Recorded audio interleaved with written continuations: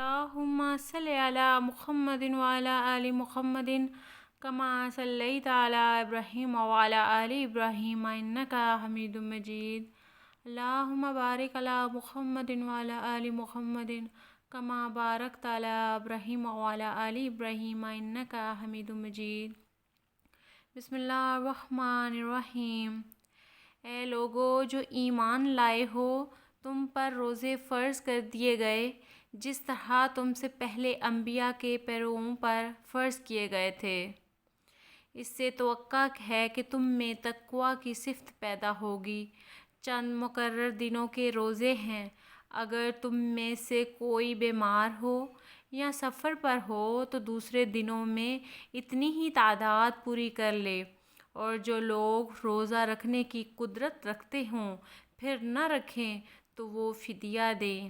ایک روزے کا فدیہ ایک مسکین کو کھانا کھلانا ہے، اور جو اپنی خوشی سے کچھ زیادہ بھلائی کرے تو یہ اسی کے لیے بہتر ہے. لیکن اگر تم سمجھو تو تمہارے حق میں اچھا یہی ہے کہ روزہ رکھو. رمضان وہ مہینہ ہے جس میں قرآن نازل کیا گیا، جو انسانوں کے لیے سراسر ہدایت ہے اور ایسی واضح تعلیمات پر مشتمل ہے جو راہ راست دکھانے والی اور حق و باطل کا فرق کھول کر رکھ دینے والی ہیں. لہٰذا اب سے جو شخص اس مہینے کو پائے اس کو لازم ہے کہ اس پورے مہینے کے روزے رکھے، اور جو کوئی مریض ہو یا سفر پر ہو تو وہ دوسرے دنوں میں روزوں کی تعداد پوری کرے. اللہ تمہارے ساتھ نرمی کرنا چاہتا ہے، سختی کرنا نہیں چاہتا. اس لیے یہ طریقہ تمہیں بتایا جا رہا ہے تاکہ تم روزوں کی تعداد پوری کر سکو، اور جس ہدایت سے اللہ نے تمہیں سرفراز کیا ہے اس پر اللہ کی کبریائی کا اظہار و اعتراف کرو اور شکر گزار بنو. اور اے نبی صلی اللہ علیہ وآلہ وسلم، میرے بندے اگر تم سے میرے متعلق پوچھیں تو انہیں بتا دو کہ میں ان سے قریب ہی ہوں. پکارنے والا جب مجھے پکارتا ہے میں اس کی پکار سنتا اور جواب دیتا ہوں. لہٰذا انہیں چاہیے کہ میری دعوت پر لبیک کہیں اور مجھ پر ایمان لائیں. یہ بات تم انہیں سنا دو، شاید کہ وہ راہ راست پالیں.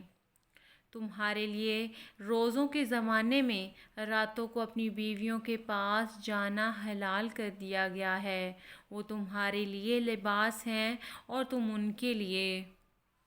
اللہ کو معلوم ہو گیا کہ تم لوگ چپکے چپکے اپنے آپ سے خیانت کر رہے تھے، مگر اس نے تمہارا قصور معاف کر دیا اور تم سے درگزر فرمایا. اب تم اپنی بیویوں کے ساتھ شباشی کرو اور جو لطف اللہ نے تمہارے لیے جائز کر دیا ہے اسے حاصل کرو. نیز راتوں کو کھاؤ پیو یہاں تک کہ تم کو سیاہی شب کی دھاری سے سپیدۂ صبح کی دھاری نمایاں نظر آ جائے. تب یہ سب کام چھوڑ کر رات تک اپنا روزہ پورا کرو، اور جب تم مسجدوں میں معتکف ہو تو بیویوں سے مباشرت نہ کرو. یہ اللہ کی باندھی ہوئی حدیں ہیں، ان کے قریب نہ پھٹکنا. اس طرح اللہ اپنے احکام لوگوں کے لیے بصراحت بیان کرتا ہے. توقع ہے کہ وہ غلط رویے سے بچیں گے. اور تم لوگ نہ تو آپس میں ایک دوسرے کے مال ناحق طریقے سے کھاؤ اور نہ حاکموں کے آگے ان کو اس غرض کے لیے پیش کرو کہ تمہیں دوسروں کے مال کا کوئی حصہ قصداً ظالمانہ طریقے سے کھانے کا موقع مل جائے. لوگ تم سے چاند کی گھٹتی بڑھتی صورتوں کے متعلق پوچھتے ہیں. کہو یہ لوگوں کے لیے تاریخوں کی تعین کی اور حج کی علامتیں ہیں. نیز ان سے کہو یہ کوئی نیکی کا کام نہیں ہے کہ تم اپنے گھروں میں پیچھے کی طرف سے داخل ہوتے ہو. نیکی تو اصل میں یہ ہے کہ آدمی اللہ کی ناراضگی سے بچے. لہٰذا تم اپنے گھروں میں دروازے ہی سے آیا کرو. البتہ اللہ سے ڈرتے رہو، شاید کہ تمہیں فلاح نصیب ہو جائے، اور تم اللہ کی راہ میں ان لوگوں سے لڑو جو تم سے لڑتے ہیں، مگر زیادتی نہ کرو کہ اللہ زیادتی کرنے والوں کو پسند نہیں کرتا۔ ان سے لڑو جہاں بھی تمہارا ان سے مقابلہ پیش آئے، اور انہیں نکال لو جہاں سے انہوں نے تم کو نکالا ہے، اس لیے کہ قتل اگرچہ برا ہے مگر فتنہ اس سے بھی زیادہ برا ہے۔ اور مسجد حرام کے قریب جب تک وہ تم سے نہ لڑیں تم بھی نہ لڑو، مگر جب وہ وہاں لڑنے سے نہ چوکیں تو تم بھی بے تکلف انہیں مارو، کہ ایسے کافروں کی یہی سزا ہے۔ پھر اگر وہ باز آ جائیں تو جان لو کہ اللہ معاف کرنے والا اور رحم فرمانے والا ہے۔ تم ان سے لڑتے رہو یہاں تک کہ فتنہ باقی نہ رہے اور دین اللہ ہی کے لیے ہو جائے۔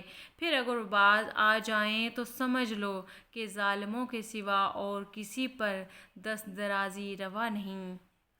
ماہ حرام کا بدلہ ماہ حرام ہی ہے، اور تمام حرمتوں کا لحاظ برابری کے ساتھ ہوگا، لہٰذا جو تم پر دست درازی کرے تم بھی اسی طرح اس پر دست درازی کرو، البتہ اللہ سے ڈرتے رہو اور یہ جان رکھو کہ اللہ انہی لوگوں کے ساتھ ہے جو اس کی حدود توڑنے سے پرہیز کرتے ہیں۔ اللہ کی راہ میں خرچ کرو اور اپنے ہاتھوں اپنے آپ کو ہلاکت میں نہ ڈالو، احسان کا طریقہ اختیار کرو کہ اللہ محسنوں کو پسند کرتا ہے۔ اللہ کی خوشنودی کے لیے جب حج اور عمرے کی نیت کرو تو اسے پورا کرو، اور اگر کہیں گر جاؤ تو جو قربانی میسر آئے اللہ کی جناب میں پیش کرو، اور اپنے سر نہ مونڈو جب تک کہ قربانی اپنی جگہ نہ پہنچ جائے۔ مگر جو شخص مریض ہو یا جس کے سر میں کوئی تکلیف ہو اور اس بنا پر اپنا سر منڈوائے تو اسے چاہیے کہ فدیے کے طور پر روزے رکھے یا صدقہ دے یا قربانی کرے۔ پھر اگر تمہیں امن نصیب ہو جائے اور تم حج سے پہلے مکے پہنچ جاؤ تو جو شخص تم میں سے حج کا زمانہ آنے تک عمرے کا فائدہ اٹھائے وہ حسب مقدور قربانی دے، اور اگر قربانی میسر نہ ہو تو 3 روزے حج کے زمانے میں اور 7 گھر پہنچ کر اس طرح پورے 10 روزے رکھ لے۔ یہ رعایت ان لوگوں کے لیے ہے جن کے گھر بار مسجد حرام کے قریب نہ ہوں۔ اللہ کے ان احکام کی خلاف ورزی سے بچو اور خوب جان لو کہ اللہ سخت سزا دینے والا ہے۔ استغفر اللہ۔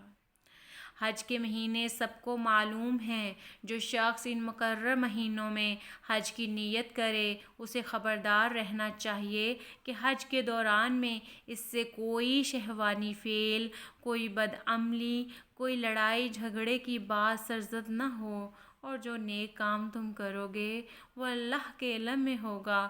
سفر حج کے لیے زاد راہ ساتھ لے جاؤ، اور سب سے بہتر زاد راہ پرہیزگاری ہے۔ بس اے ہوش مندو میری نافرمانی سے بچو، اور اگر حج کے ساتھ ساتھ تم اپنے رب کا فضل بھی تلاش کرتے جاؤ تو اس میں کوئی مضائقہ نہیں۔ پھر جب عرفات سے چلو تو مشعر حرام مزدلفہ کے پاس ٹھہر کر اللہ کو یاد کرو، اور اس طرح یاد کرو جس کی ہدایت اس نے تمہیں دی ہے، ورنہ اس سے پہلے تو تم لوگ بھٹکے ہوئے تھے۔ پھر جہاں سے اور سب لوگ پلٹتے ہیں وہیں سے تم بھی پلٹو، اور اللہ سے معافی چاہو، یقیناً وہ معاف کرنے والا اور رحم فرمانے والا ہے۔ پھر جب اپنے حج کے ارکان ادا کر چکو تو جس طرح پہلے اپنے آباء و اجداد کا ذکر کرتے تھے اس طرح اب اللہ کا ذکر کرو، بلکہ اس سے بھی بڑھ کر۔ مگر اللہ کو یاد کرنے والے لوگوں میں بھی بہت فرق ہے۔ ان میں سے کوئی تو ایسا ہے جو کہتا ہے کہ اے ہمارے رب ہمیں دنیا ہی میں سب کچھ دے دے، ایسے شخص کے لیے آخرت میں کوئی حصہ نہیں، اور کوئی کہتے ہیں اے ہمارے رب ہمیں دنیا میں بھلائی دے اور آخرت میں بھی بھلائی اور آگ کے عذاب سے ہمیں بچائے۔ ایسے لوگ اپنی کمائی کے مطابق دونوں جگہ حصہ پائیں گے اور اللہ کو حساب چکاتے کچھ دیر نہیں لگتی۔ یہ گنتی کے چند روز ہیں جو تمہیں اللہ کی یاد میں بسر کرنے چاہیے، پھر جو کوئی جلدی کر کے 2 ہی دن میں واپس ہو گیا تو کوئی حرج نہیں، اور جو کچھ دیر زیادہ ٹھہر کر پلٹا تو بھی کوئی حرج نہیں، بشرطے یہ کہ یہ دن اس نے تقوی کے ساتھ بسر کیے ہوں۔ اللہ کی نافرمانی سے بچو اور خوب جان رکھو کہ ایک روز اس کے حضور میں تمہاری پیشی ہونے والی ہے۔ انسانوں میں کوئی تو ایسا ہے جس کی باتیں دنیا کی زندگی میں تمہیں بہت بھلی معلوم ہوتی ہیں، اور اپنی نیک نیتی پر وہ بار بار خدا کو گواہ ٹھہراتا ہے، مگر حقیقت میں وہ بدترین دشمن حق ہوتا ہے۔ جب اسے اقتدار حاصل ہو جاتا ہے تو زمین میں اس کی ساری دوڑ دھوپ اس لیے ہوتی ہے کہ فساد پھیلائے، کھیتوں کو غارت کرے اور نسل انسانی کو تباہ کرے۔ حالانکہ اللہ جسے وہ گواہ بنا رہا تھا فساد کو ہرگز پسند نہیں کرتا، اور جب اس سے کہا جاتا ہے کہ اللہ سے ڈر تو اپنے وقار کا خیال اس کو گناہ پر جما دیتا ہے۔ ایسے شخص کے لیے جو بس جہنم ہی کی کافی ہے، اور وہ بہت برا ٹھکانہ ہے۔ دوسری طرف انسانوں ہی میں کوئی ایسا بھی ہے جو رضائے الہی کی طلب میں اپنی جان کھپا دیتا ہے، اور ایسے بندوں پر اللہ بہت مہربان ہے۔ اے ایمان لانے والو، تم پورے کے پورے اسلام میں داخل ہو جاؤ۔ شیطان کی پیروی نہ کرو کہ وہ تمہارا کھلا دشمن ہے، جو صاف صاف ہدایات تمہارے پاس آ چکی ہیں۔ اگر ان کو پا لینے کے بعد پھر تم نے لغزش کھائی تو خوب جان رکھو کہ اللہ سب پر غالب اور حکیم و دانا ہے۔ ان ساری نصیحتوں اور ہدایتوں کے بعد بھی لوگ سیدھے نہ ہوں تو کیا اب وہ اس کے منتظر ہیں کہ اللہ بادلوں کا چتر لگائے، فرشتوں کے پرے ساتھ لے، یہ خود سامنے موجود ہو اور فیصلہ ہی کر ڈالے؟ استغفر اللہ۔ آخرکار سارے معاملات پیش تو اللہ ہی کے حضور ہونے والے ہیں۔ اللہم صلی علی محمد وعلی آل محمد کما صلیت علی ابراہیم وعلی آل ابراہیم انک حمید مجید۔ اللہم بارک علی محمد وعلی آل محمد کما بارکت علی ابراہیم وعلی آل ابراہیم انک حمید مجید۔ جزاک اللہ۔